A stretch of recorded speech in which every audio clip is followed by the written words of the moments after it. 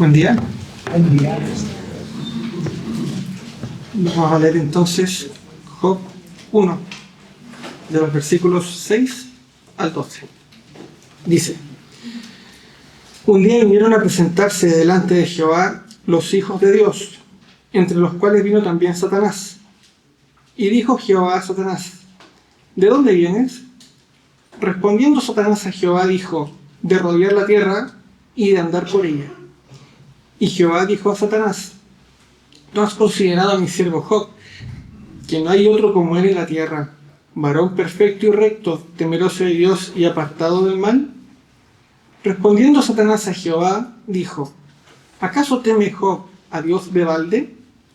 ¿No le has cerrado alrededor a él y a su casa y a todo lo que tiene?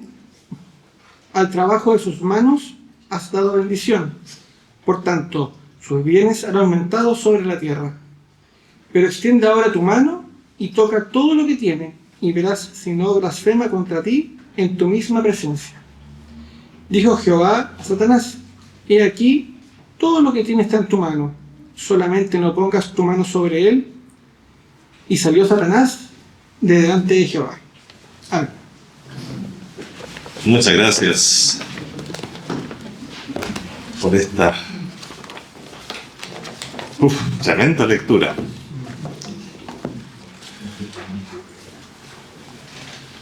Hoy quiero abrir un pequeño ciclo de estudios sobre el libro de Job, y más que el libro, sobre Job mismo, sobre la persona de Job. Y por eso quiero invitarles a reflexionar en esta historia tan interesante, tan compleja, que es posible, y por lo que uno ve por aquí y por allá, no digo en esta iglesia, pero que hay personas que no han leído nunca Job, o si bien lo han leído hace mucho tiempo. Yo les invito a leerlo, y solamente ahí van a aparecer muchas dudas y muchas cosas, se les va a llamar la atención.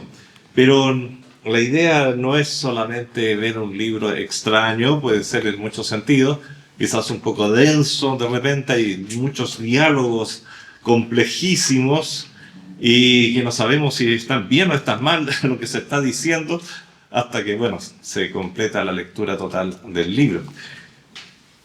Es importantísimo porque hay mucha enseñanza de diferente índole, incluso sobre la persona de Cristo, sobre la resurrección. Increíble, en el libro de Job, sí, hay una riqueza pero incalculable. No solamente está la persona y la lección que nos deja Job como hombre, después de pasar por sus grandes pruebas, sino que están todas estas otras lecciones que podemos disfrutar realmente del libro de Job. Es un tremendo libro. Se piensa que es el primer libro que se escribió de la Biblia y alude a tiempos muy lejanos, los tiempos cercanos a los que vivió Abraham, se entiende. Es un hombre que en realidad, más que hombre, es un príncipe que vivió hace muchos años, como decía, posiblemente en tiempos de Abraham, unos 2000 años antes de Cristo, significa esto. Y nuestro personaje es descrito más de una vez con los siguientes términos. Cito la Biblia y cito lo que se leyó también, y ya está esto en el versículo 1. Dice que Job era un hombre perfecto y recto, temeroso de Dios y apartado del mal. Y este hombre, a pesar de todo esto, y ahí viene el primer gran tema de Job, es puesto a prueba, y unas pruebas tremendas. Hoy día les invito a introducirnos en este libro intentando contestar alguna de las grandes interrogantes que se suelen hacer los lectores de este libro. ¿Por qué Dios permitió el sufrimiento de un hombre si hacía lo correcto ante los ojos de Dios? ¿Por qué murieron otras personas si la prueba era para Job? ¿Puede sucederme también a mí lo mismo que a Job? Ese es el gran temor de muchos. Bueno, empecemos por el principio. Conozcamos a Job.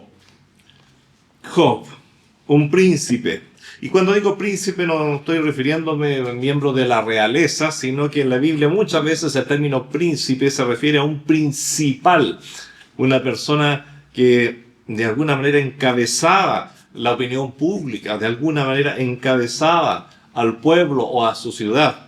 Era un príncipe en ese sentido, indudable, y eso se va descubriendo a través de la lectura del libro. Muy estimado, no un príncipe cualquiera, hay muchos príncipes temidos, pero este es muy estimado y muy digno ante los ojos de todos, ¿no? Era irreprochable, hoy día diríamos inmaculado. Además era extremadamente rico, muy rico, tenía muchas propiedades. Fíjate que dice las Escrituras, y si nos trasladamos al tiempo de Abraham, este hombre tenía 7.000 ovejas, 3.000 camellos. Uno de los tesoros más grandes que una persona podía tener, y tiene aún en Oriente, son los camellos. Y este hombre tenía 3.000 camellos. 500 yuntas de bueyes. Para un agricultor entiende lo que esto significa. Es tener muchos. Si muchos tienen la yunta, o a lo más 2 yuntas. Este hombre tenía 500 yuntas de bueyes y 500 asnas. Wow. Obviamente, si tenía 500 yuntas de bueyes, podemos ir induciendo otras cosas. Tenía muchas tierras. Y espiritualmente hablando, era un hombre que Dios define, y vuelvo a usar los términos porque son términos que ojalá se dijeran de nosotros y se dijeran debajo del cielo. Lo interesante es que el Señor lo dice en el cielo, y también se dice respecto a este hombre frente a los demás: perfecto, recto, temeroso de Dios, apartado del mal. No se le podían imputar faltas y era muy respetado por todos. Tenía una familia compuesta por su esposa y 10 hijos. 7 hijos y 3 hijas. Y el hecho de que no fuesen ya niños indica que formaba una familia con muchos años de estabilidad. No obstante, la evidencia interna demuestra problemas dentro de la familia, aunque no se hacían notorios. La evidencia interna demuestra que sus hijos no eran como él, lamentablemente. ¿Cuántas veces ocurre que hombres maravillosos tienen hijos que andan o que no andan a la altura de ellos? Eso ocurre mucho y en las Escrituras es común verlo. Un ejemplo que vamos a entender todo porque es universal. Dios es nuestro Padre. ¿Qué mejor padre podríamos tener nosotros? ¿Qué mejor padre puede tener alguien? Es un padre perfecto. Y ahí es cosa de mirar a sus hijos, nosotros. ¿Cómo nos portamos?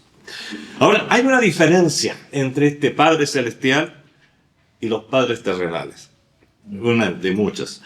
Pero una de las diferencias es que Dios disciplina y exige. Y su amor lo demuestra a través de la exigencia, a través de la disciplina, haciendo que sus hijos cumplan sus leyes, sus principios, sus ordenanzas. Es un padre disciplinado y disciplinador, al mismo tiempo que tremendamente amoroso. Lamentablemente, la gran mayoría de los hombres buenos, rectos, temerosos de Dios, tienen el terrible defecto de no disciplinar ni exigir a sus hijos. Miles de hombres buenos que han predicado a muchos, es duro decirlo, quizás no es la mejor manera de decirlo, pero han perdido a sus hijos. Bueno, en varias ocasiones anteriores hemos meditado sobre este tema desde este mismo púlpito, especialmente en la cercanía de los días del Padre. Por ello no voy a entrar ahora en detalles sobre este tema. Pero decir solamente que Job no fue una excepción en esta casi constante a través de las Escrituras. Es impresionante como lo vemos una y otra vez. Job no fue la excepción y también, como otros padres, fue responsable de cosas que sucedieron con sus hijos. Fíjate que él se preocupaba de aplacar al juez. Mira cómo empieza, y es interesante. ¿Y por qué hago mención de esto? Porque Job empieza hablando de los hijos de Job. Hubo en la tierra de Uz, dice, un varón llamado Job, y era este hombre perfecto y recto, temeroso de Dios y apartado del mal. Y le nacieron 7 hijos y 3 hijas. Te fijas, parte al tiro con el tema. Su hacienda era 7.000 ovejas, 3.000 camellos, 500 yuntas de bueyes, 500 asnas y muchísimos criados. Y era aquel varón más grande que todos los orientales. Por eso le hemos llamado un príncipe oriental. E iban sus hijos y hacían banquetes en sus casas, cada uno en su día. Y enviaban a llamar a sus 3 hermanas para que comiesen y bebiesen con ellos. Y aconteció que habiendo pasado en turno los días del convite, Job enviaba y los santificaba y se levantaba de mañana y ofrecía holocaustos conforme al número de ellos. Porque decía Job, quizás habrán pecado mis hijos y habrán blasfemado contra Dios en sus corazones. De esta manera hacía todos los días. Y ahí viene después la lectura de nuestro hermano que realizó nuestro hermano Rodrigo. Entonces, es imposible no hablar de esta relación padre-hijo cuando hablamos de Job. Él se preocupaba, como vemos, de aplacar al juez. Señor, por favor, si mis hijos han pecado, ten misericordia. Era un sacerdote familiar. Señor, líbralos, ten misericordia. Son solo niños. Nosotros siempre seguimos viendo como niños. Son, quizás han sido responsables, quizás al emborracharse, porque evidencia después que tomaban, parece, bastante vino durante esas reuniones. Si han blasfemado, Señor, no los culpes. Y todos los días le hacía holocaustos. Y, Señor, intercediendo. Pero lo que preocupa aquí es que en lugar de motivar a sus hijos a pedir por ellos mismos, hay algo. Él se preocupaba mucho de ellos, pero algo pasaba que parece que a los niños no les interesaba a ellos mismos levantar súplicas delante del Señor. Señor, si fallamos, si caímos, perdónanos. No, tenía que interceder otro por ellos. No había arrepentimiento, no había cambios, no había una actitud de humildad en sus corazones. No se ve por ningún lado. Y en lugar de disciplinarlos, simplemente intercedía por ellos. Hermanos queridos, consideremos lo que estamos diciendo de los hijos. Los hijos tenían, dice, fiestas cada uno en su día, y eran 10, se circulaban, los varones invitaban a sus hermanas, y dice que Job todos los días estaba realizando esto. Por lo tanto, esto tiene que haber sido algo bastante común. Y es más, vemos que después, cuando empiezan a suceder catástrofes, los hijos no están ni ahí en el tema. Y dice, y mientras sus hijos estaban en su fiesta, empezó a pasar esto.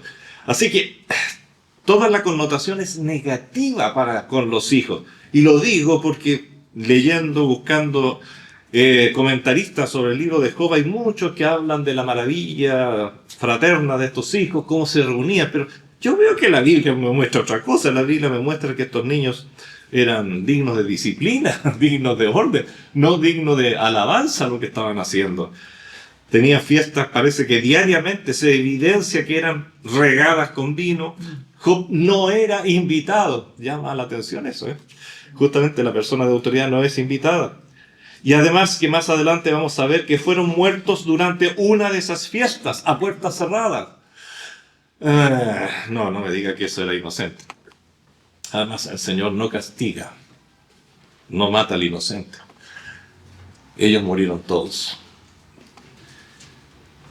Hermanos queridos, cambiemos un poquito el escenario y justamente ahora nos vamos en el punto 2 de nuestro bosquejo y vemos esta extraña rendición de cuentas en el cielo. Una extraña rendición de cuentas entre Job 1, 6 al 12. Nos encontramos en lugares celestiales. Los lugares celestiales son muchos. Y con una escena que se nos revela, porque no la podríamos tener, es un pequeño apocalipsis, Apocalipsis significa revelación. Por lo tanto, esta es una revelación, un apocalipsis pequeñito, de cosas que están sucediendo más allá de nuestra visión. Hermano querido, Dios es omnisciente, entendámoslo bien eso, y lo sabemos. Y por lo tanto, tiene todo el conocimiento de todas las cosas, no solamente de las ciencias, no solamente de las leyes que gobiernan el universo, sino que de todas las cosas que ocurren en ese universo. Eso es omnisciencia. Todo lo sabe. Él no necesita que le rindan cuentas en el sentido de ven para decirme lo que está pasando. Él lo sabe ya. Sin embargo, Dios exige de sus criaturas inteligentes que le rindan cuentas, a pesar de que Él lo sabe todo. Dios mantiene las cosas en orden y nadie puede hacer lo que quiere en la creación. Aunque los hombres muchas veces creemos tontamente, con una soberbia. Nuestro hermano José hablaba de que quite el Señor esa soberbia de los corazones. Esa soberbia nos hace pensar que podemos hacer lo que queramos. No, no es así. Bueno, vemos aquí un cuadro en que los hijos de Dios se presentan ante Dios, pero aquí no se incluyen a los seres humanos. Hijos de Dios, muchos comentaristas lo dicen, no es una opinión propia, pero en el Antiguo Testamento prácticamente no habría el lugar donde se refiere a los hijos de Dios y estos sean seres humanos. Generalmente los hijos de Dios hacen referencia a los ángeles, a otras criaturas, incluso en este caso a Satanás mismo. Hay algunos versículos en discusión, sin embargo. Pero aquí vemos claramente que no hay seres humanos.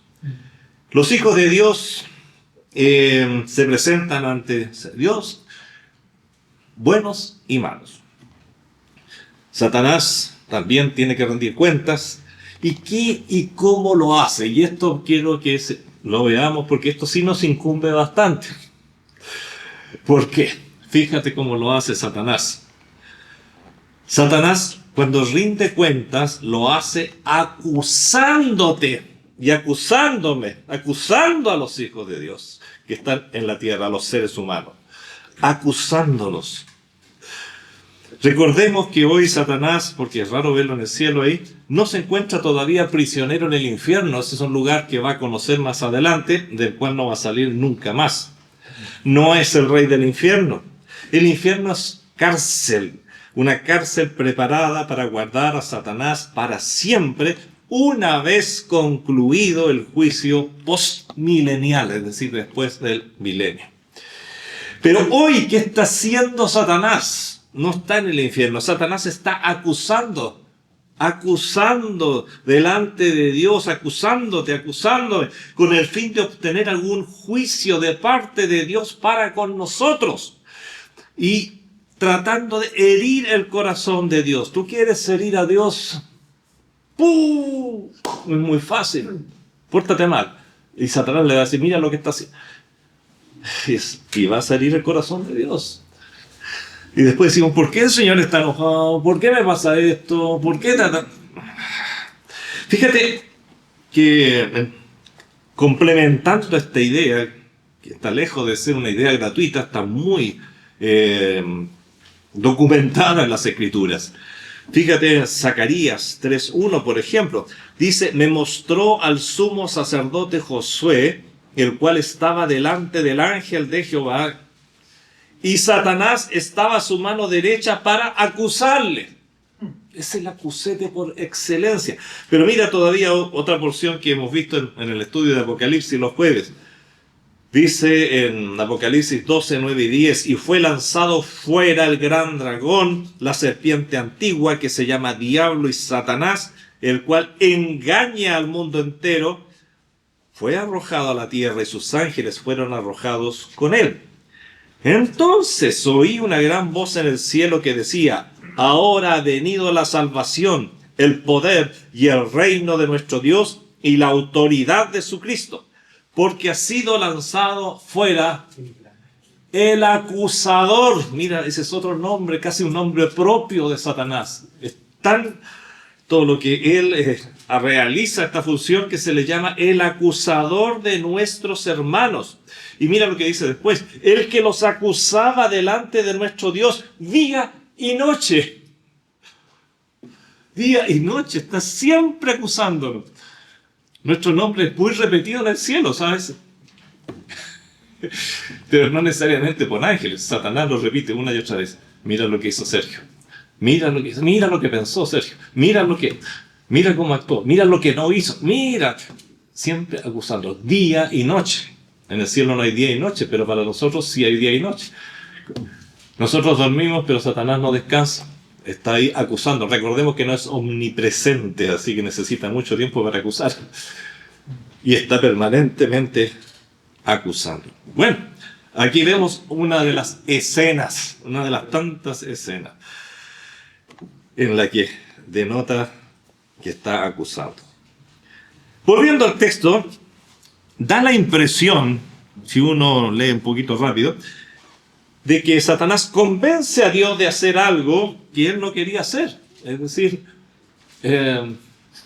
colocar a Job en manos de Lucifer en cuanto a sus bienes, no en cuanto a su persona.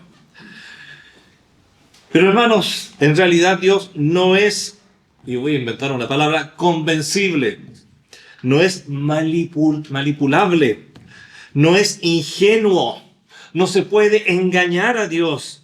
Dios sabía que Satanás lo iba a proponer. Dios, mucho antes que Satanás se presentara delante de él, ya tenía en su mente poner a prueba a Job. Entendamos eso. Dios no se puede manipular, aunque muchos cristianos lo creen. No, Dios me entiende. No, es que usted no sabe, pastor. Sí, la Biblia dice, pero Dios me entiende. Usted no va a poder entender nunca. Pero Dios me entiende. Dale con eso. Es que lo que estás diciendo, me das cuenta, es que yo sé manejar a Dios. No. Si Dios se dejara convencer por Satanás, el caos sería inhabitable. No tendríamos imaginación para cubrir lo que pasaría. El amor habría sido erradicado. Y más aún, no habría posibilidad de salvación. Y Satanás estaría entronizado en algún lugar prominente de la tierra, que es lo único que quiere, y así lo vemos tan claramente en Apocalipsis. Lo único que quiere es realizar su propio, entre comillas, milenio, su propio control, ser adorado por todos los seres de la tierra. Por otra parte, es posible que ya ni siquiera existiéramos si Dios pudiera ser manipulado. ¿Y esto por qué? Bueno, si Dios pudiera ser manipulado, el hombre ya habría alejado hace mucho tiempo a toda la raza humana en forma irreversible de Dios.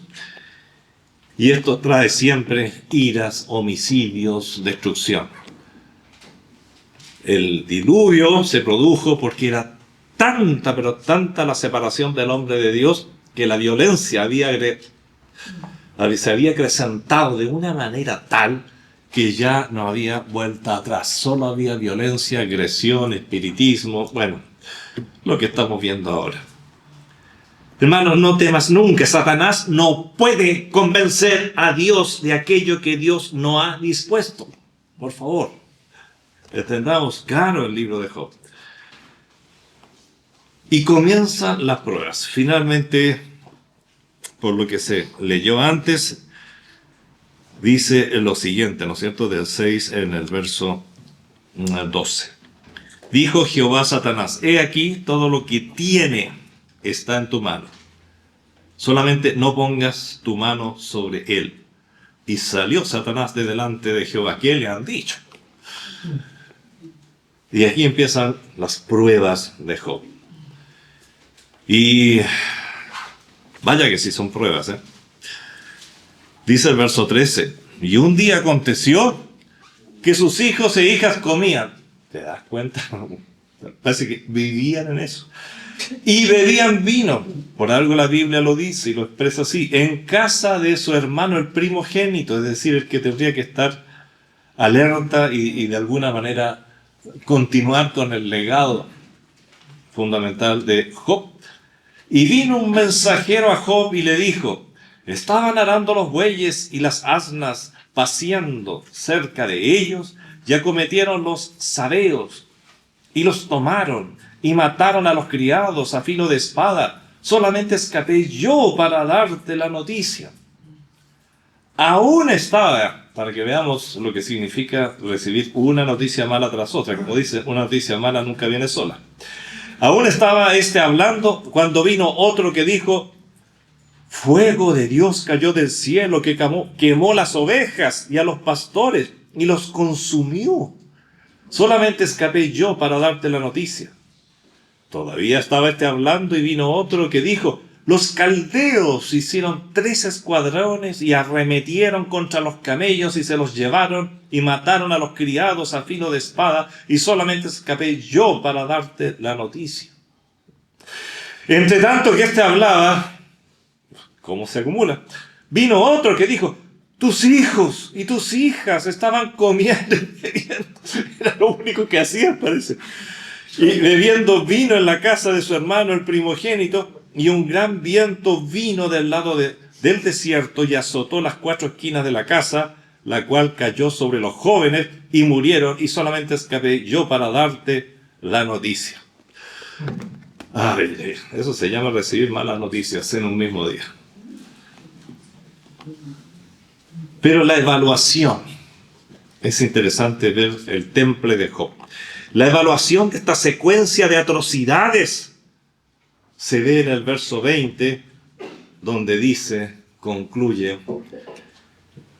esta tremenda porción, terrible porción, y Job dice: entonces, después de escuchar todas estas malas noticias, Job se levantó y rasgó su manto, símbolo de duelo, de luto, de dolor. Rasuró su cabeza, es lo mismo, está dentro del protocolo, y se postró en tierra y adoró. Y dijo: desnudo salí del vientre de mi madre y desnudo volveré allá. Jehová dio y Jehová quitó. Sea el nombre de Jehová bendito. En todo esto no pecó Job, ni atribuyó a Dios despropósito alguno. Si tú lo haces, Señor, si viene de ti, está bien. Está bien. Es una declaración que definiría como valiente, respetuosa, temerosa de Dios, magnífica. No pronunció garabatos, no dijo: ¡oh! Imagínate, ¿qué dirías tú si recibes una fracción de esas noticias? Te echó a perder la estufa. ¡Ah! Detalles.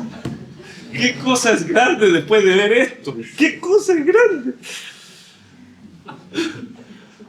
Aun cuando no es fácil alabar al Señor en medio de la crisis, un cristiano puede usar este versículo cuando pierde un bien preciado, su negocio, un objeto de herencia, fortuna, incluso un hijo, su cónyuge. Pero no es lo mismo decirlo cuando se han perdido 10 hijos en un mismo día. Y te das cuenta, Dios es muy claro en el Antiguo y el Nuevo Testamento para decir que cada uno lleva el peso de su propia culpa. Si los 10 niños murieron, era porque estaban siendo juzgados por Dios. Solamente que Dios permitió a Satanás, le dio permiso, ya, hazte cargo de ellos. Porque esos chicos están muy mal, muy mal, y requieren castigo. Cuando pierdes 7,000 ovejas, 3,000 camellos, 500 yuntas de bueyes, muchos de tus criados, 500... Bueno, cuando pierdes una cantidad tan grande, es decir, en todo lo que descansaba la seguridad, no necesariamente de Job, pero sí la seguridad de muchos. Muchos descansan sobre sus bienes, sobre sus posiciones, sobre su familia. Pero Job descansaba sobre Dios. Está por sobre estas cosas. Y esto nos cuesta. Estoy hablando aún como cristianos. ¿Cuánto necesitamos nosotros para enojarnos con Dios? ¿Cuánto necesitamos para estar malhumorados? saqué de un libro por ahí que hablaba de cartas que los niños escriben a Dios, ¿no? Es un libro muy inocente, pero interesante de ver la reacción de un niño. Dice, una carta de un niño decía: querido Dios, llovió todos los días de nuestras vacaciones y mi papá está muy enojado. Él dijo cosas acerca de ti que la gente no se supone que diga. Pero yo espero que aún así tú no le hagas daño. Respetuosamente, tu amigo. Pero no te voy a decir quién soy. Sí. Parece que el Señor estuviera siempre enojado con nosotros cuando nos pasa algo. Y nos enojamos contigo, pero respondemos. Y esto es bien interesante porque los niños se dan cuenta. Y después creen, ¿por qué este niño no es así? ¿Por qué este niño pasa esto? ¿Por qué esta niña? Pero, ¿cómo has reaccionado tú en la vida? ¿Quién le enseñaste? Bueno, estos hijos de Job tenían un ejemplo maravilloso. E igual se echó llegar. Así que no es solamente lo que bien que le enseñes, lo que hagas o no hagas, sino que lo que ellos hacen con la vida que Dios les ha dado. Un contratiempo a veces es capaz de hacernos sentir que nada anda bien, todo se echó a perder, Dios no me quiere. Y ahí es bueno, ¿sabes? Como práctica, tomar un lápiz y comenzar a hacer una lista de cosas que Dios sí te ha dado y que ni siquiera consideras para darles las gracias. Sergio, por favor, escribe ahí, ¿comiste hoy día? ¿Cuántas veces? Más de una. ¿Podrías haber comido más si hubieras querido? Sí, creo que sí. ¿Cuántas veces en lo que va corrido del día ha latido tu corazón y tus pulmones se han llenado y cerrado para permitir la oxigenación de tu cuerpo? ¿Salió el sol hoy día? No es lógico que saliera, ¿sabes? Salió solo porque Dios quiso que saliera y para bendecirte. Los hombres de ciencia nos dicen que hay fuerzas que actúan en la naturaleza, la fuerza de gravedad, las fuerzas electromagnéticas, las fuerzas atómicas o energías atómicas, etc. Pero no tienen idea por qué existen, por qué están ahí, por qué la gravedad sigue funcionando hoy al igual que ayer. Es solamente porque hay un Dios que gobierna el universo.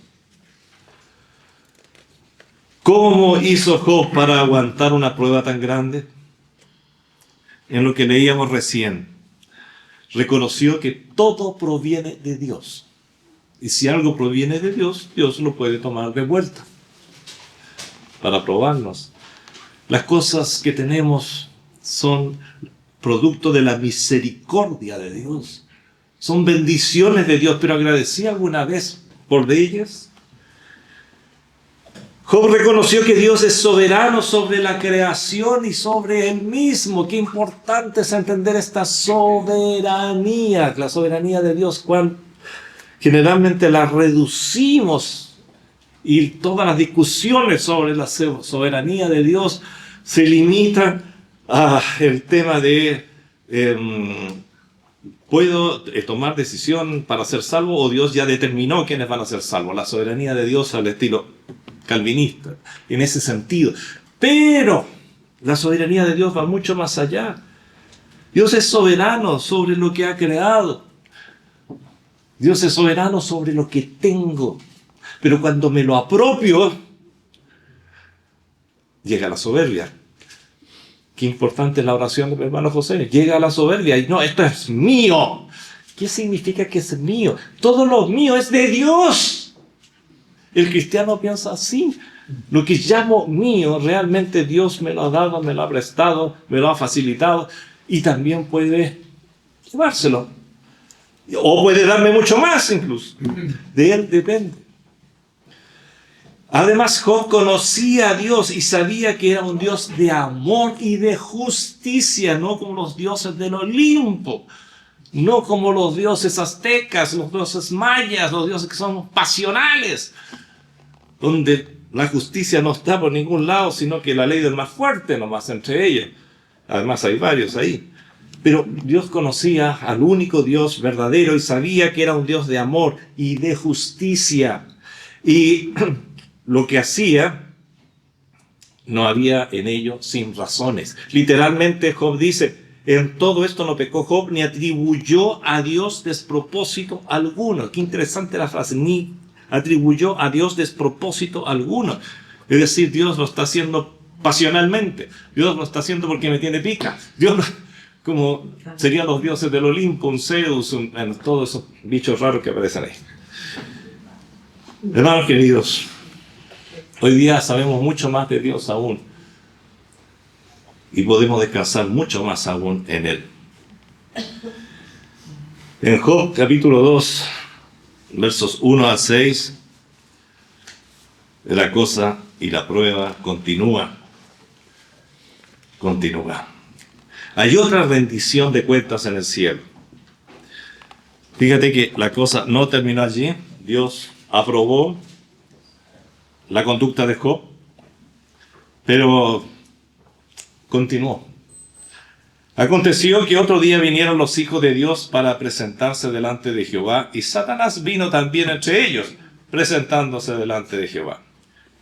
Y dijo Jehová a Satanás, ¿de dónde vienes? Respondió Satanás a Jehová y dijo, de rodear la tierra y de andar por ella. Y Jehová dijo a Satanás, ¿no has considerado, mi siervo Job, que no hay otro como él en la tierra, varón perfecto y recto, temeroso de Dios y apartado del mal? Y que todavía retiene su integridad, aun cuando tú me incitaste. Ya sabemos, no obstante, lo que significa esta figura. Realmente Dios no puede ser motivado a hacer el mal. Tú me incitaste contra él para que lo arruinara sin causa. Satanás que no se rinde.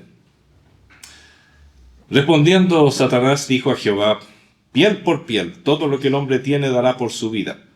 Pero extiende ahora tu mano y toca sus huesos y sus carnes, y verás si no blasfema contra ti en tu misma presencia. Y Jehová dijo a Satanás, he aquí, él está en tu mano, mas guarda su vida.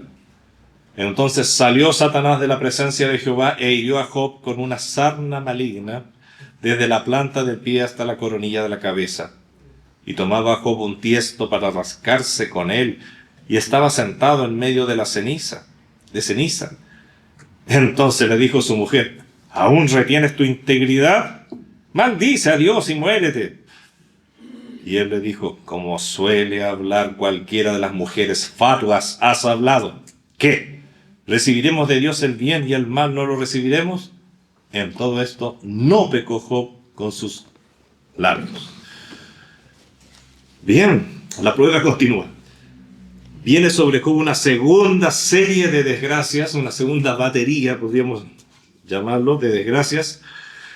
Primero, una enfermedad que se caracterizaba por ser extremadamente molesta, vergonzosa, humillante, que margina. Da vergüenza tener todo el cuerpo herido y rascándote con una teja. Ya era desesperante ese cuerpo de haber sangrado. El aspecto de haber sido muy desagradable de Job para la vista de cualquier persona. Ay. Está tocando tu cuerpo, pero su vida no te metas con eso de vida, le dijo el Señor a Satanás. Pero ya, toca su cuerpo, veamos qué pasa. Aunque el Señor sabía todo. Bueno, esta enfermedad es muy fuerte. A veces hay enfermedades graves, pero que no nos humillan. Enfermedades graves, pero que de alguna u otra manera las podemos sobrellevar y recibir la ayuda de las personas cercanas. Pero además tuvo la durísima palabra de su mujer, la cual blasfema y maldice a su marido. Ante lo cual Job responde, ni siquiera le respondió en los mismos términos, sino con mucha sabiduría. ¿Qué? ¿Recibiremos de Dios el bien y el mal no lo recibiremos? Y como reprensión, le dice, como suele hablar cualquiera de las mujeres fatuas, has hablado. Suavecito, realmente, para lo que diría quizás algunos de los presentes, ¿no? Ante una situación así.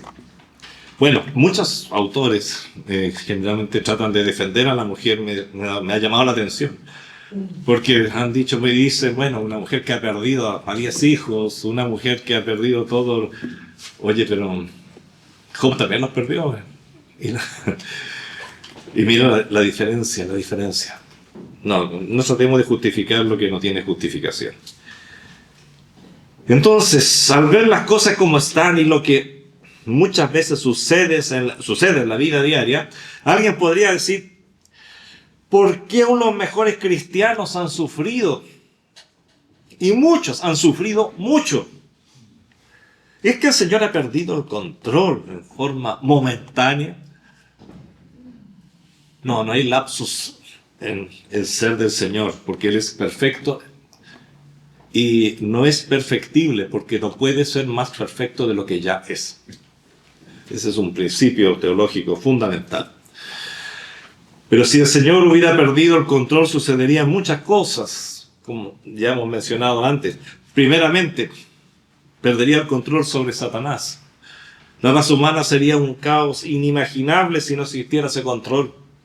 Control sobre la historia, la raza humana se habría destruido, autodestruido.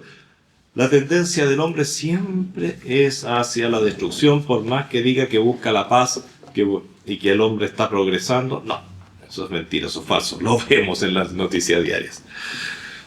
Si Dios perdiera el control, por ejemplo, sobre los administradores de justicia, aun cuando muchos no actúan a la altura de su llamado, pero existe un sistema básico de justicia que permite a la humanidad seguir existiendo. Hay un control sobre la materia inanimada, ¿para qué decir todo ello? No, Dios jamás ha perdido el control sobre nuestras vidas ni sobre la raza humana. Y esto se ve tan bien, lo hemos visto en lo que estamos estudiando Apocalipsis el día jueves, cómo Dios permite, por ejemplo, que se haga guerra contra los santos. Y sabes, eso está escrito por lo menos ya 2000 años. Es decir, cuando suceda, no es que Dios perdió el control o que Dios tuvo una sorpresa. Hace 2000 años Él ya dijo que va a suceder así. Y van a hacer guerra contra los santos durante la gran tribulación y prácticamente los van a exterminar. Pero no ha perdido el control. Es parte de un plan superior. Fíjate lo que dice Colosenses 1, 16 y 17, si leyeron todo. Solamente voy a leer una partecita. Y Él es antes de todas las cosas y todas las cosas en Él subsisten. Este es un término muy poderoso. Todas las cosas en Él subsisten. Si el Señor perdiera el control, no subsistiría nada. Desaparecería todo lo que tú ves, incluyéndote a ti para empezar. ¿Pérdida de control? No, aún en los momentos más dramáticos de la historia de la humanidad y de la historia particular de cada ser humano, Dios no ha perdido el control nunca, nunca, nunca. Veamos, realmente vemos aquí y vemos a través de todas las escrituras cómo sin su autorización nada puede ocurrir. Dice en el Salmo 29, 3 al 10, pero solamente voy a leer una frase del Salmo. Qué interesante esta frase. Jehová preside en el diluvio. Mira qué interesante. ¿Qué está queriendo decir ahí? Mira, aunque todo sea diluvio, aunque haya un caos inimaginable a tu alrededor, Dios sigue presidiendo. Dios sigue controlando. Y dice, y se sienta Jehová como rey para siempre. No, Él no pierde el control ni lo va a perder nunca. No sería Dios. Nada está fuera de control en la vida de una persona convertida. Concluyamos por esta primera parte. Como hemos conversado, vamos a seguir hablando de este gran hombre y de sus experiencias. Porque a continuación de esto vienen, se supone, 3 consoladores, 3 grandes amigos, 3 sabios, 3 príncipes también. Vamos a ver cómo le va a Job con sus amigos. Concluyamos esta primera parte recordando y destacando las palabras de Job 1:22. En todo esto no pecó Job ni atribuyó a Dios despropósito alguno. En la vida de un creyente no existe el caos, hermanos. En tu vida no existe el caos. Lo decimos y las cosas pueden estar muy agitadas, pero no hay caos. Pues Dios no deja tu vida y la vida de sus hijos al azar. Además, sabe perfectamente lo que está sucediendo en cada instante. Dice, ay, parece que Dios se alejó de estar en otra porque lo que me ha pasado es una cosa. No, son figuras humanas, son inventos. No es así. Tenemos la certeza de que lo que nos ocurra, aun cuando implique terribles injusticias humanas, no hace a Dios menos justo para con nosotros. No, su justicia es perfecta. Lo que nos ocurre aun cuando implique tremendos actos de desamor por parte de otros, esto no significa que Dios nos ame menos. Por favor, el amor de Dios está siempre presente en nuestras vidas. Tengamos siempre presente que Dios es el soberano, no Satanás, no el mundo, ni siquiera nuestro viejo hombre. Así que miramos hacia adentro. Satanás solo puede actuar con el permiso de Dios y jamás podrá sobrepasarlo, aunque quiera y manifieste todo su poder. Dios le dice, hasta aquí, no puedes más. El permiso que da Dios a Satanás para actuar sobre un creyente está basado normalmente en un plan siempre, en un plan que Dios ya tiene previsto y con el cual pretende Dios, y así lo logra, edificar a ese creyente. Porque hasta el día de hoy escucho multitud de personas que hablan del libro, pero ¿por qué? ¿Para qué? Es que Dios hace como quiere. Oye, hay un propósito tras el libro. Un propósito muy grande que solamente lo seguimos preguntando porque no lo leemos con detención. Pero hay un tremendo propósito para el crecimiento y bendición de Job. Vamos a seguir avanzando sobre esto. Por otra parte, el caso de Job es un caso excepcional. No está escrito para que vivamos con el temor de que nos pueda pasar lo mismo. A lo mejor de aquí antes de llegar a la casa llego con una pierna menos. Tranquilo. Y si así fuera, eres hijo de Dios y hay un propósito. La finalidad, no obstante, de escribir este libro, de que esté ahí, es de entender que aún lo que parezca más ilógico y fuera de control, realmente tiene una razón de ser que muchas veces escapa a nuestra visión en nuestra calidad de hijos de Dios. Pero allí está firme, constante, como palabras escritas en bronce, las palabras de Romanos 8:28. Y sabemos que a los que aman a Dios, todas las cosas les ayudan a bien. Y esto, aquí estamos en el Antiguo Testamento, pero ya vemos que esto se cumple en el Antiguo Testamento. Esto es a los que conforme a su propósito son llamados. Eres tú un hijo de Dios, eres un llamado, ten por seguro. No vamos a discutir el tema del llamamiento, pero si estás aquí es porque eres un llamado, no te quepa duda. Y si eres un llamado, entonces y has aceptado y recibido el llamado, y has dicho, Señor, me llamaste, aquí estoy. Y eres un hijo de Dios, entonces ten la certeza absoluta, pero absoluta, no dudes que todo lo que pueda ocurrir en tu vida está relacionado con tu perfeccionamiento, está relacionado con un plan de Dios, y que el amor de Dios, la misericordia de Dios, el poder de Dios, la justicia de Dios no han variado un ápice, están presentes en todo lo que ocurra. Padre Celestial, te damos gracias por estas lecciones, Señor, que nos deja este libro tan antiguo, Señor, Job, tan antiguo, pero que, sin embargo, Señor, te refleja a ti, Padre Celestial. ¿Cómo actúas tú, Señor? Sabemos y vamos a ir viendo, Señor, en el caso de Job, cómo tu misericordia es la que está detrás de Job, Señor. Tu amor es el que está. Tu justicia es la que está, aunque pareciera por momentos que no está. Señor, ayúdanos.